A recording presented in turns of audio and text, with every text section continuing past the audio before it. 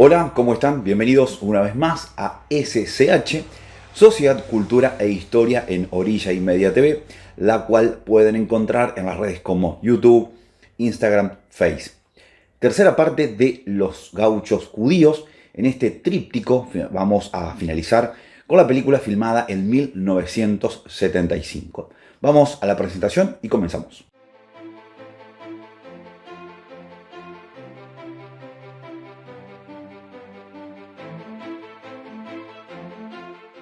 De la misma manera que hicimos con el libro Río Abajo, el drama de los montes y los esteros de las islas del Ibicuí, escrito por Liborio Justo, donde lo dividimos en tres partes: el libro, propiamente dicho, el autor y la película. En esta oportunidad es lo mismo. Ya hicimos el libro, el autor y finalizamos entonces con la película. Debajo, en la caja de descripciones, pueden acceder mediante links a la película completa. Links, enlace. Es una película que tiene la valoración de ser un homenaje al libro y al pueblo judío. No es un film de una propuesta cinematográfica exquisita, digamos, de ese objetivo queda muy lejos. Sí hay buenos planos y actuaciones, son como salpicados dentro de la película, cortes muy abruptos entre un pasaje y otro. Lo mismo el tratamiento de la fotografía, dejando algunas tomas muy buenas y otras que parecen insertadas. Lo mismo el tema de las escenas románticas, tienen como el mismo tratamiento actoral como de una novela de la tarde. Bueno, pero hay actuaciones y escenografías que se amalgaman muy bien.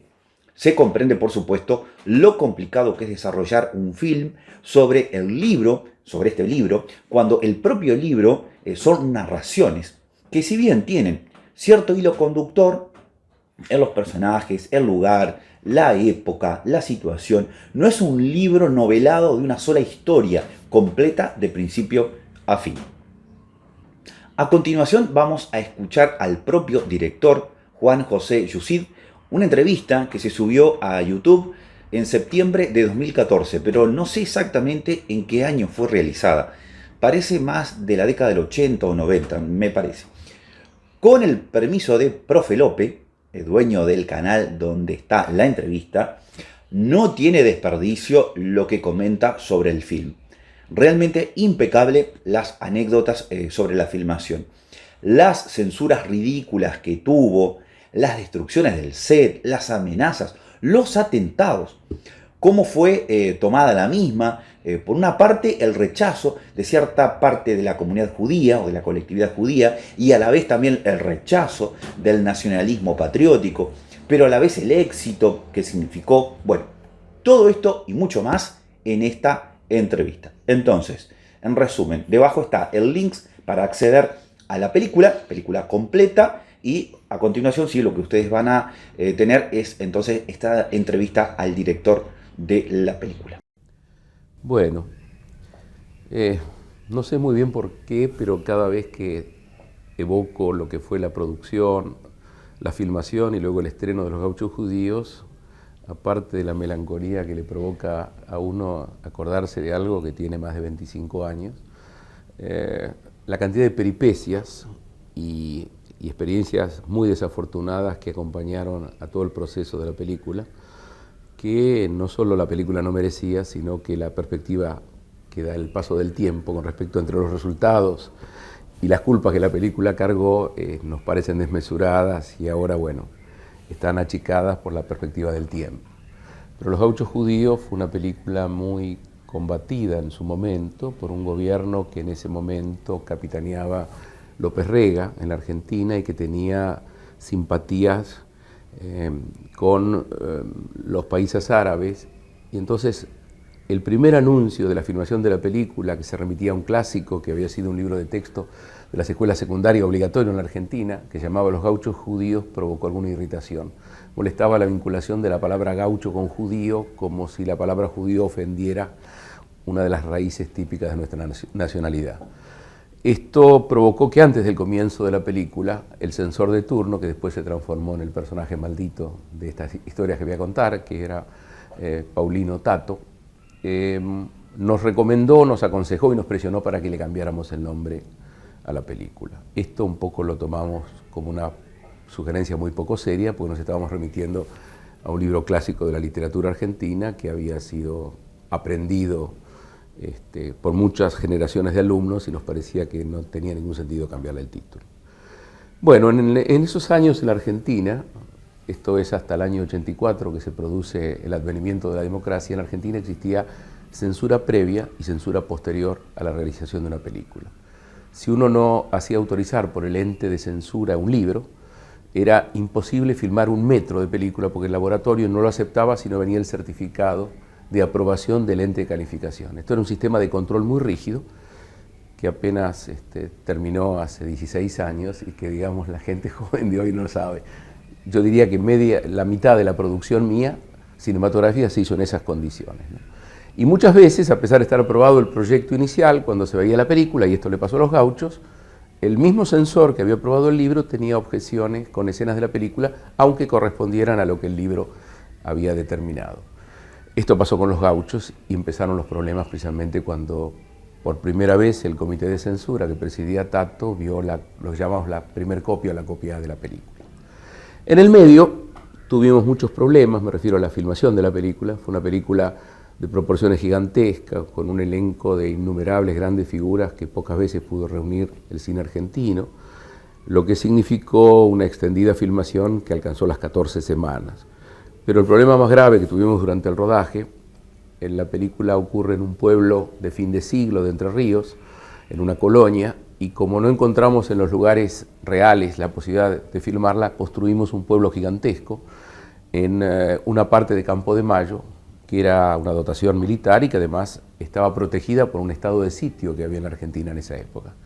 Curiosamente, con este estado de sitio, con este control riguroso para entrar y salir del predio donde habíamos construido, yo calculo que entre la 8ª y 9ª semana de rodaje, bueno, una madrugada fatal, me despertaron, creo que eran las 4 o 5 de la mañana, para avisarme de que habían prendido fuego un grupo de intrusos en Campo de Mayo, lo que hacía muy poco creíble el asunto.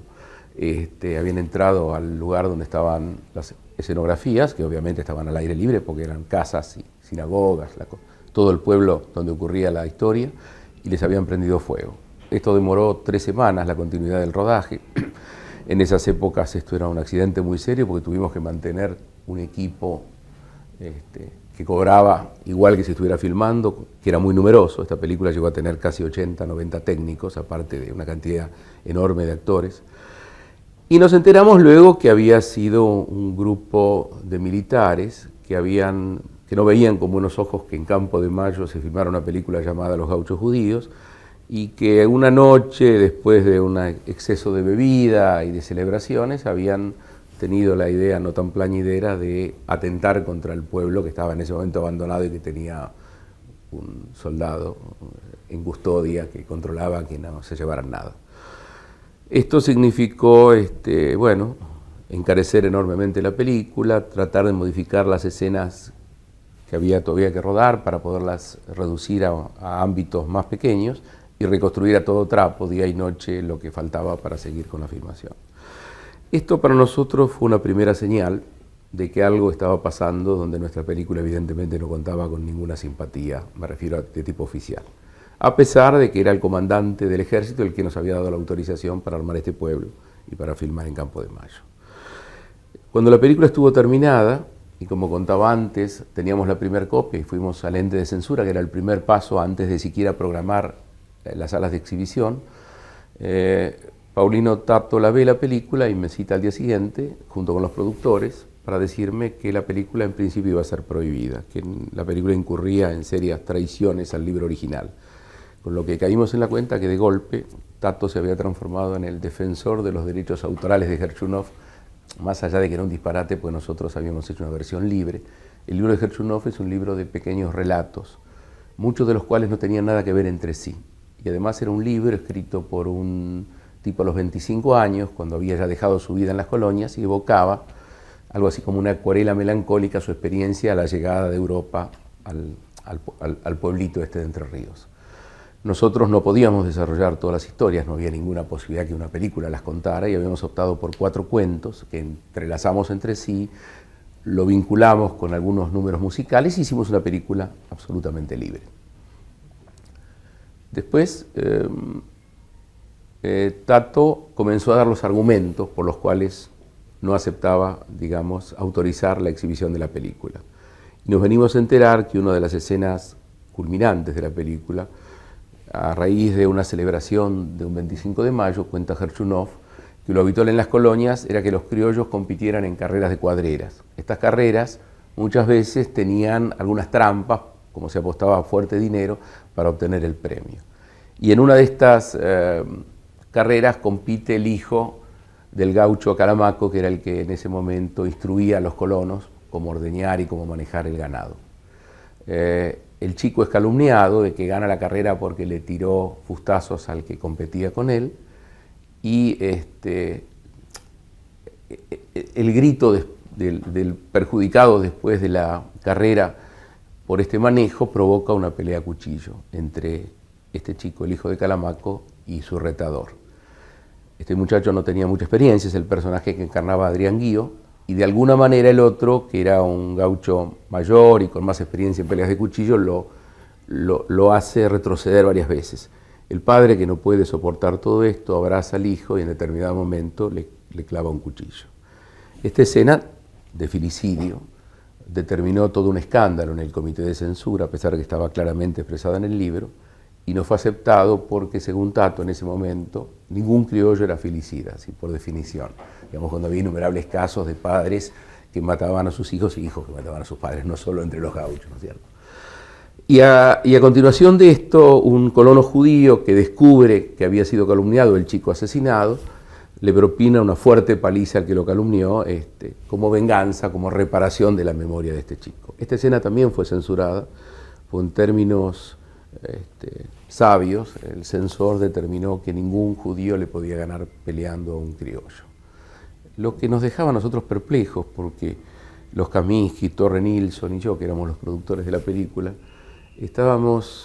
no teníamos argumentos para defender una cosa que nos parecía un disparate, pero que tenía la cosa terrible del decreto, o sea que no era un tema de discusión razonable. Y acá empezó una serie de trámites, de idas y de vueltas que duraron un mes y pico largo, con una película que necesitaba su estreno, con una inversión gigantesca que se había gigantado por todos los problemas que teníamos. Y finalmente el corte fue aceptado y la película se estrenó cierta noche en el cine Broadway de Buenos Aires, con estos 10 minutos menos que le imponía la censura a la película. Y acá empezó la última etapa de la persecución que esta película tuvo.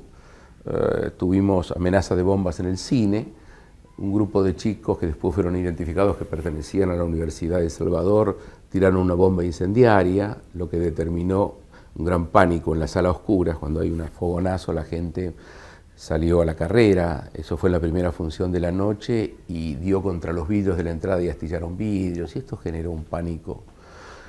Al día siguiente, en Argentina las películas se estrenan los jueves, el viernes la mitad de las salas que estaban exhibiendo la película querían sacarla.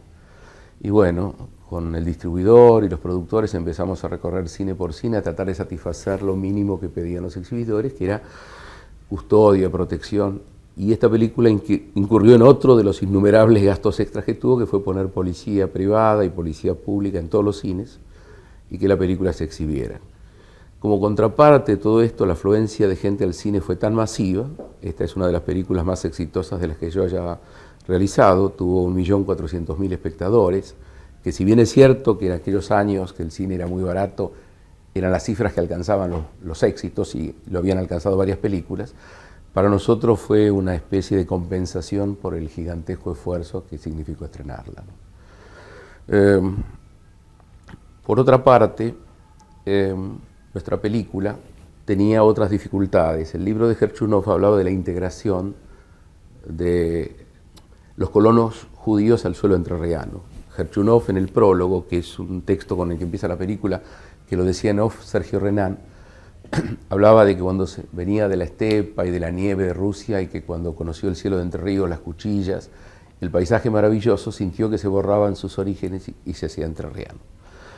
Esto fue muy mal entendido por sectores muy estrictos de la colectividad judía, porque suponían una especie de desconocimiento de lo que es el sionismo y la propuesta del Estado de Israel. Entonces, nosotros con la película entramos en una tierra de nadie, porque los de la comunidad judía le dieron su espalda a la película y los sectores oficiales la repudiaron. Entonces estábamos en una especie de desfiladero y creo que pobrecita la película fue la que se defendió sola porque pudo convocar a esta cantidad enorme de gente, muchos de los cuales, y esto tiene que ver con que felizmente yo era mucho menos conocido en esos años y me podía meter en los cines y en los halls de los cines, y me fui enterando de que para mucha gente de la Argentina fue la primera experiencia de tomar contacto con qué era la comunidad judía y qué era ser judío. Digamos, como que no había un hecho masivo previo a esta película que los hubiera informado. Y por otra parte, recibí enormes adhesiones de gente de otras comunidades. Ustedes piensan que nuestro país es el país más fruto de la inmigración, junto con los Estados Unidos posiblemente, de toda América, y que se sentían identificados, y que más allá de que si estos eran judíos o los otros italianos o los otros gallegos, la temática de la película los incluía y les hacía explícita su historia personal, ¿no? Con los años, esta película permitió que yo viajara por el mundo. Fue una película que nos convocó a Estados Unidos rápidamente, porque la vio gente de una de las compañías independientes importantes, que era Cinema 5, que presidía Francis Ford Coppola. Tuvimos propuestas de distribución internacional, se estrenó finalmente en los Estados Unidos, en muchas salas, se estrenó en Europa. Estuvimos cerca del cielo y del infierno permanentemente con esta película, y hasta el día de hoy, que ya se exhibe en su versión completa en los canales de cable y en todos lados, sigue siendo una película que moviliza el recuerdo y que nadie puede explicarse por qué la gente veía tantos problemas en su simple exhibición, ¿no? No, lo que quería comentarte es que una de las mayores dificultades que había tenido no solo nuestro grupo, sino algunos intentos anteriores que hubo de llevar al cine Los Gauchos Judíos, era que no era un libro sin una estructura central. O sea, eran simplemente relatos de un tipo como Herchunov, cuando dejó de vivir en las colonias y se transformó en periodista en Buenos Aires, donde quiso dejar un recuerdo, una especie de amargor o recuerdo de él de su infancia, ¿no? Donde con sus ojos asombrados de chico que venía de una pequeña aldea de Rusia, descubría lo que era el ganado. Todo lo que nosotros tratamos de contar en la película es el deslumbramiento de un grupo de artesanos, de pequeños comerciantes, de gente que nunca había tenido contacto con la actividad agraria ni con el campo, cuando de golpe tenían que ordeñar una vaca y donde pronto estaba las ganas, el afecto y el terror aproximarse a ese entorno. Bueno, nosotros tuvimos que encontrar un formato para poder tomar el espíritu del libro y alguno de sus anécdotas, ¿no? Y hicimos una película que yo creo que es la película coral más grande que yo hice de toda mi filmografía, donde si bien es cierto que hay personajes centrales, pero fundamentalmente está todo repartido.